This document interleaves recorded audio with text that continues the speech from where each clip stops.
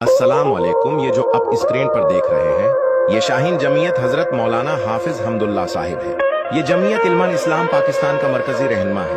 ये कायद जमीयत हजरत मौलाना फाजलुर रहमान साहब के साथ बहुत मोहब्बत करते हैं। ये टीवी पर सिर्फ जमीयत इल्मा इस्लाम पाकिस्तान का दिफा नहीं बल्कि खात्म नाबवात का दिफा भी करते हैं। और शाहीन जमीयत के साथ सिर्फ मदारिस की तलबा नहीं स्कूल के तलबा भी मोहब्बत करते हैं। और शाहीन जमायत हाफिज हमदुल्ला साहब में एक खूबी ये था कि जमायत उलमा इस्लाम के साथ साथ दीगर पार्टी भी हाफिज हमदुल्ला साहब को सियासी लिहाज से सपोर्ट करती है।